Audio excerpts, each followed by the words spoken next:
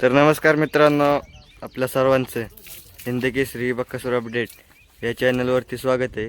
तर आपण आलो होतो बक्कासूरच्या गोट्यावरती.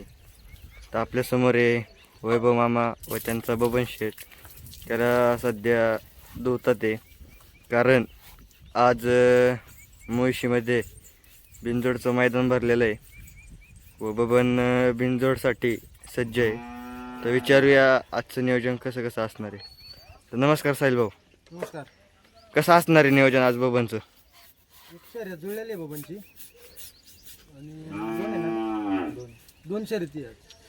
तरी आता मुळशी तालुक्यात बिनजोडचा सीझन चालू झालाय, हा, काय सांगसान?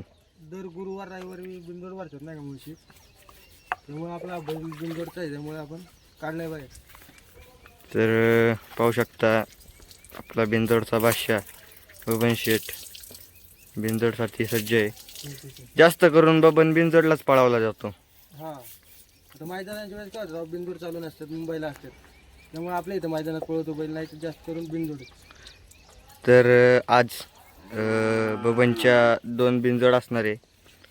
तरी जास्त करून बबन बिनजोडला जास्त करून गुलालातच आहे. हा, सलग निश्चित एखादा मार काढला तर टाकून नाही का. आत्ता सलग 3 बिनजोडचा मानकरी आहे. हा, आणि खूप जणांच्या कमेंट आल्या की वैभव मामा 2-3 मैदानात दिसले नाही. तर त्यांना पण सांगतो की गुरुवार रविवार वैभव मामा काही मैदानात दिसत नाही, कारण बबन असेल बाकीची बैलं असतील त्यांना घेऊन वैभव मामा बिनजोडसाठी जातात, म्हणून वैभव मामा मैदानावर दिसत नाही. तर मामा, खूप जणांच्या कमेंट आल्या तुम्ही दिसत नाही, नक्की काय झालं? तर काय सांगसान?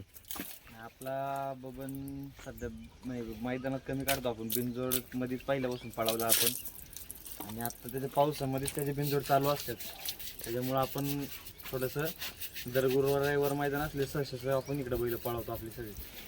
तर मित्रांनो, हे कारण होतं मामा मैदानावर न दिसण्याचं. तर मामा, शुभेच्छा तुम्हाला आजच्या बिनजोडसाठी. धन्यवाद.